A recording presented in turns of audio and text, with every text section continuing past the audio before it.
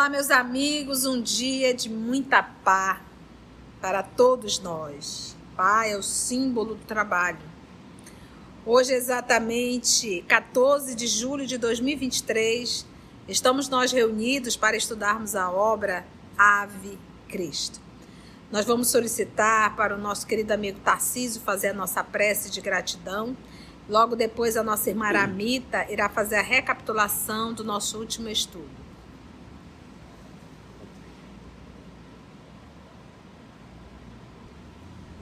Oremos. Divino amigo Jesus, queremos te agradecer, Senhor, pelas bênçãos de mais essa oportunidade de estudo. Que os aprendizados de hoje possam influenciar nossa vida a partir de agora, melhorando nosso entendimento, aclarando a nossa luz, mostrando o verdadeiro caminho que devemos seguir. Obrigado, Senhor, pelas nossas oportunidades, essa oportunidade que a gente está renegando há tanto tempo. Obrigado pelas bênçãos que recebemos realmente, por aqueles que estão ao nosso redor, por esse grupo de estudo, que possamos, com esse grupo, entender que a vida é muito importante, a vida é uma bênção, e o aprendizado é uma maravilha para o nosso dia a dia. Obrigado, Pai. Obrigado realmente, porque necessitamos da Tua força e da Tua luz a cada momento, para não cairmos novamente nos erros que faz tanto tempo que estamos praticando. Obrigado por mais essa oportunidade, que assim seja.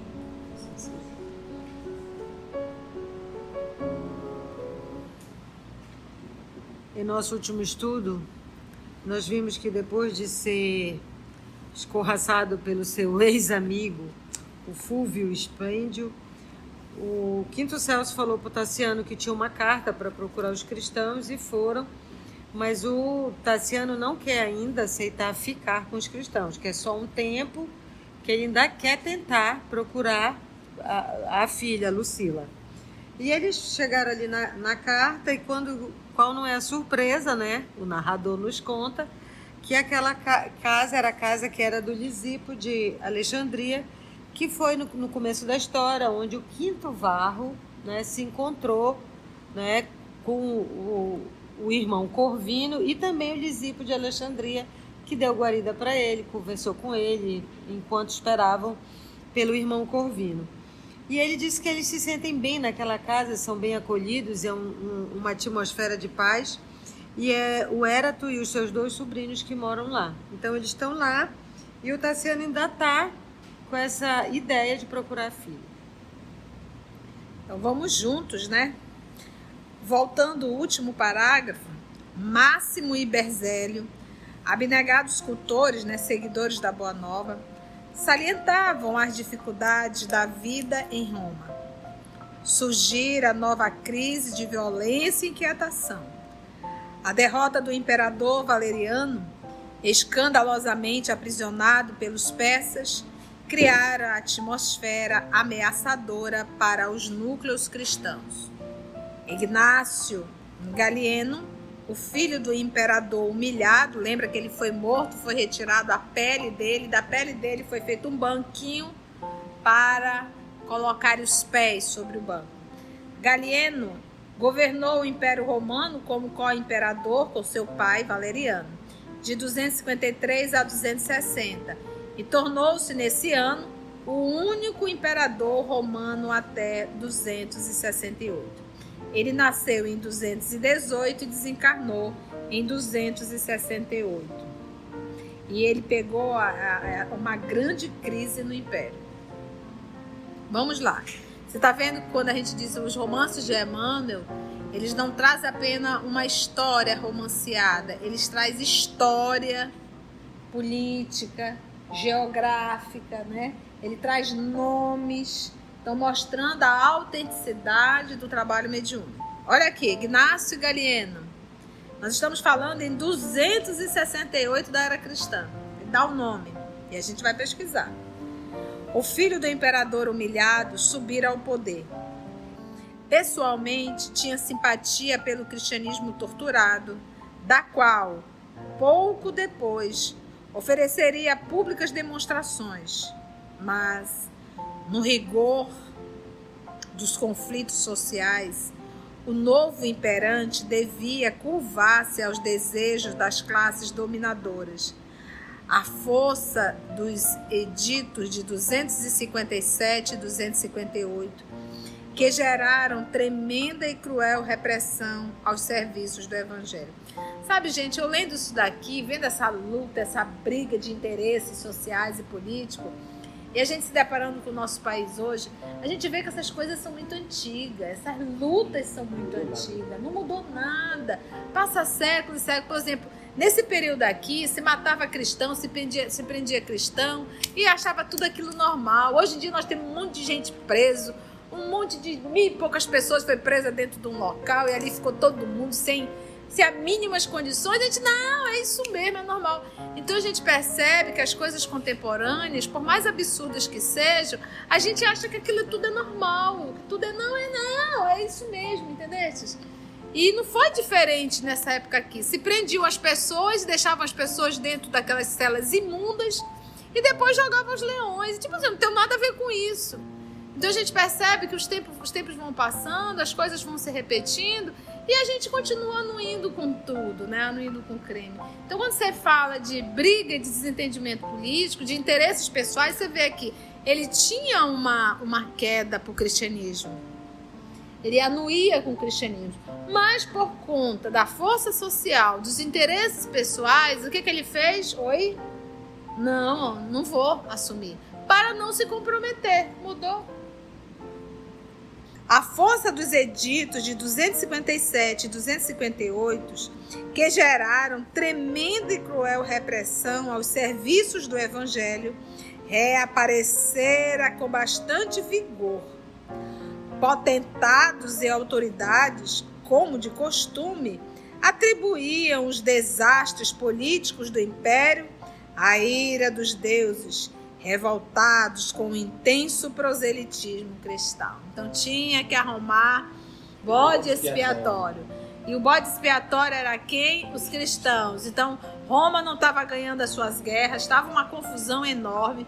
Você vê o imperador que foi morto. Então disse, olha, está dando tudo errado, porque Roma, quando a gente fala em administração, quando a gente fala em poder, a gente falava naquela época do poder de força mesmo. Hoje é o poder financeiro, o dinheiro manda e desmanda.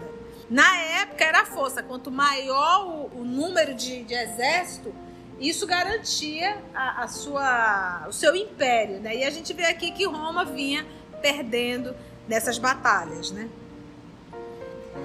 A fúria dos perseguidores, porém, amainava-se à frente das famílias cristãs mais importantes, para recrudescer diante dos pobres e dos pequeninos. Mudou? Não mudou. Quem que era preso? Os pobres. Os cárceres jaziam repletos, lotados de gente presa.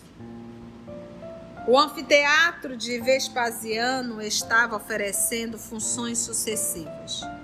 Os anciãos e mentores da igreja recomendavam particularmente aos escravos e aos plebeus pobres evitar-se ajuntamentos na via pública.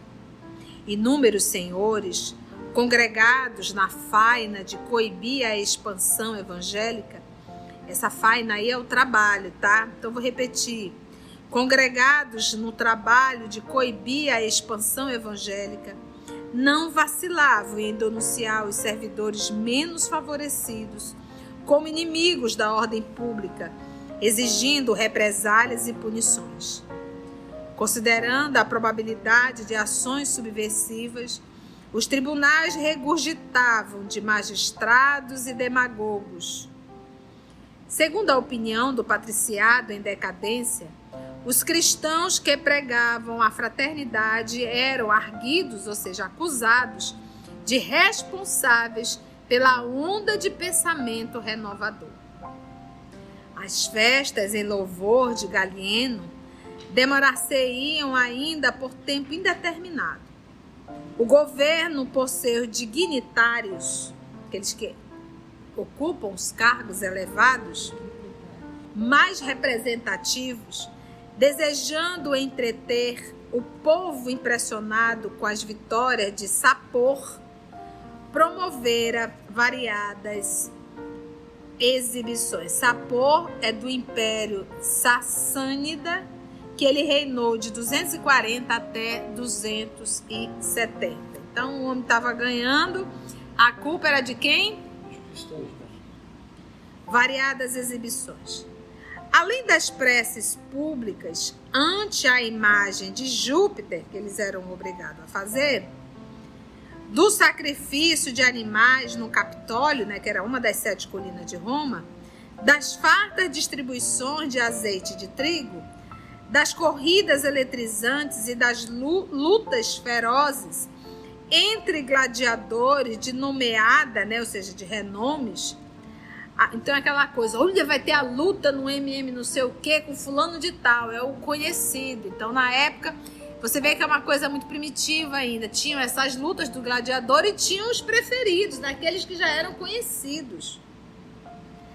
Nas esferas sociais prosseguia em sinistros espetáculos noturnos. E a gente vê a divindade, o nosso Pai, o nosso Cristo, acompanhando essas atitudes repetitivas há milênios, Não seria mais aconselhável permanecessem os 2 viajantes da Gália convenientemente reclusos até que a tormenta cessasse? O que vocês acham? Não é melhor eles ficarem quietinhos lá?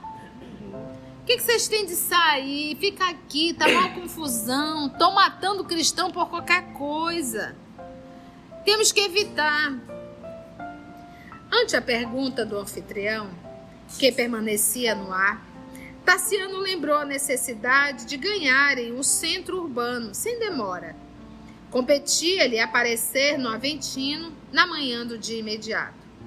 E porque Máximo perguntasse a Quinto Celso qual era a opinião dele, o moço respondeu bem-humorado. Porque qual é o propósito do Tassiano? Encontrar a filha. Vamos ouvir a voz do jovem Quinto Celso. Nada temo. Tenho 2 grandes amores, Jesus e meu Pai. Como não pretendo perder meu Pai, estarei muito feliz com a vontade de nosso Senhor que nos uniu. Se realizarmos nossos desejos, estaremos juntos. E se algum sofrimento aparecer no caminho, não nos separaremos. Que amor, desse jovem. Tenho 2 grandes amores, Jesus e meu Pai. E ele coloca Jesus em primeiro. Como não pretendo perder meu Pai, estarei muito feliz com a vontade de nosso Senhor que nos uniu.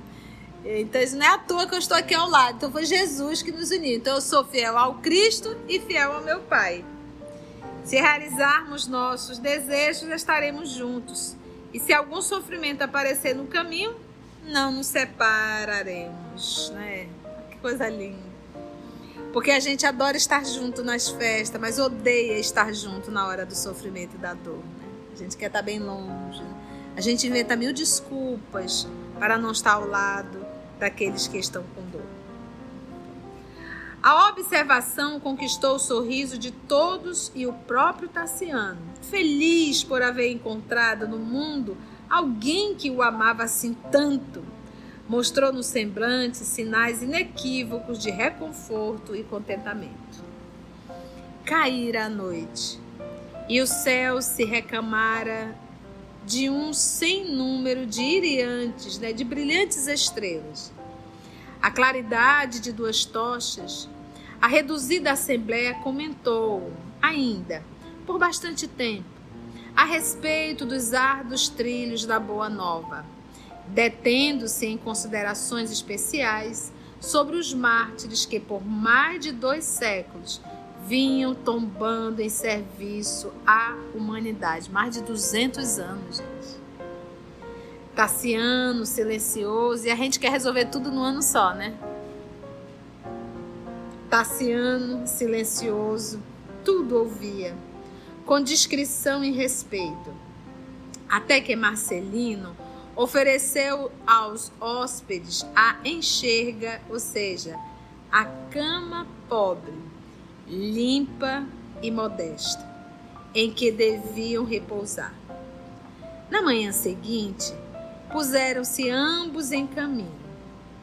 Avançaram esperançosos pela via Ortiense, que é a estrada romana, e estavam prestes a entrar na cidade, quando nas adjacências da pirâmide de Séstil, essa pirâmide, gente, foi construída entre 18 a 12 a.C., ali na região do Aventino, localiza-se entre as duas estradas antigas, que é a Via Horta e outra próxima ali ao Rio Tibre. E até hoje ainda está lá de pé, impressionante, pode servir ali de visitas. A pirâmide Sértio notou Celso compacto ajuntamento. Duas pobres mulheres haviam sido presas sobre enorme algazarra popular. Os gritos, abre aspas, e aí eu peço a ajuda de vocês. As feras! As feras! Partiam da turba ameaçadora. O moço abraçou o pai com o cuidado de quem se propunha a defender um tesouro e vararam a massa. De informação a informação, ganharam o Aventino e tomaram a direção do templo de Diana, em cujos arredores não tiveram dificuldade para localizar o magnífico palacete de Lucila. Vamos ler a nota do templo de Diana. Templo de Diana, considerado uma das 7 maravilhas do mundo antigo, localizado em Éfeso, foi construído no século 6 a.C. Atualmente, resta apenas uma coluna do templo original. Mas eles estão em Roma. Acho que essa observação não tem nada a ver. Mas tem lá, tem umas antiguidades lá nesse tempo. Mas isso em Éfeso, mas nós estamos aqui em Roma. Que tem mais lá, mas não é desse que ele está falando. Devia ter um outro templo de Diana. Um outro templo de Diana, porque nós estamos aqui em Roma. Então, esse templo aqui de Diana, gente, é em Roma, tá? Vamos prestar bem atenção, porque ele diz assim, ó, a direção do templo de Diana, em cujos arredores não tiveram dificuldade para localizar o magnífico palacete de Lucila. Tassiano sentia o coração precípite na atormentada caixa do peito. Como seria recebido? Condoer-se-ia a filha do infortúnio em que o destino arrojara? Relacionou alguns pormenores da aristocrática vivenda de Veturo, onde passara a mocidade, e Celso confirmava-lhe as reminiscências, entre curioso e preocupado. Atendido no portão de acesso por um dos escravos que se incumbiam da jardinagem, foram por ele encaminhados ao átrio, ali ao pátio. O viúvo de Helena indagou acerca de servidores que ali conhecera em outro tempo, mas os seus velhos laços afetivos haviam desaparecido. Solicitou a presença da senhora, mas, findos alguns instantes de espera, um mordomo irrepreensível veio avisar que Lucila estava ocupada num ensaio de bailados importantes e que, por isso mesmo, não recebia visitas. Tassiano, porém, insistiu. Reportou-se a sua condição de pai e pronunciou o nome de família que o obrigaram o interlocutor a reconsiderar a recepção desatenciosa. O servo tornou à intimidade doméstica e, transcorrido alguns minutos, Lucila apareceu em companhia do tribuno Caio Persiliano. Já arrumou outro fofo. Algo pálida, mas com indisfarçável expressão de ironia e indiferença a se lhe pintar no rosto cartigado de cosméticos. Você vê o que é um ser frívolo, né? Celso observou-lhe o sarcasmo e teve medo. que ela não poderia ser a mulher que buscavam? Lucila era o retrato da crueldade feminina emoldurado na impudência, um descaramento, falta de pudor. Ela fixou o cego, comprimindo os músculos da face, enlaçou o amante no gesto felino e falou zombeteira. Com que então sou procurada por ilustres parentes? Somente ao ouvi-la, percebeu o genitor quão modificada deveria encontrar-se para dirigir-lhe a palavra com tanta malícia na voz. Ainda assim, num esforço sacrificial para identificar-se, rogou comovedoramente. Minha filha, sou eu, teu pai. Estou cego. Recorro à tua proteção como um náufrago. Ela, todavia, não assinalou a dor que envolvia aquelas frases suplicantes. Desferiu fria gargalhada e disse ao companheiro: Caio, se eu não soubesse que meu pai está morto, naturalmente me enganaria. Gritou o genitor angustiado. Não, Lucila, não morri. Não me desconheças. Estou agora sozinho. Não me abandones. Ajuda-me pela memória de Blandina, que também já partiu. Vim de Lyon à tua procura. Tenho sofrido bastante. Acolhe-me por piedade, por amor aos deuses, por devotamento a Cíbele, que sempre patrocinou a nossa casa. A viúva de Galba não se traiu. Com incrível dureza de coração, falou ao tribuno intrigado. Esse velho deve ser algum louco da terra em que nasci. Blandina era realmente minha irmã, que descansou sob o amparo dos imortais, segundo notícias que recebemos há dias. E, com significativo em tono, prosseguiu. Meu pai morreu em Baias, justamente quando tive a infelicidade de perder minha mãe. O cego, entretanto, ajoelhou-se e suplicou. Filha, foge à injustiça e à maldade. Em nome dos nossos antepassados, desperta a consciência. Não permitas que o dinheiro e os prazeres te anestesiem os sentimentos. Exasperada, irritada, exaltada, Lucila cortou-lhe a palavra, gritando para um escravo próximo. Croton, apressa-te! Traz o cão de guarda! Expulsa daqui esses ladrões gauleses! Imediatamente, Selvagem Mastim, gente, é uma raça de cachorro grande, enorme. Selvagem Mastim apareceu feroz. Lembrou de quem? O que é que ele mandou fazer sobre as crianças? Mastim. E era o Mastim também. E era o Mastim também? Precipitou-se rápido sobre Quinto Celso, que abraçava Tassiano, buscando preservá-lo. Mas quando pequena ferida surgiu, sangrando no braço do rapaz, Persiliano, incomodado, interferiu, recolhendo a fera. Aí a gente percebe a ação da espiritualidade, porque ele não tem um coração bom. Mas o Quinto Celso não tinha por que passar por isso. Cenas do próximo capítulo. Muitas emoções. Vamos dar uma paradinha aqui, nesse momento dos braços de Quinto Celso sendo aí machucado.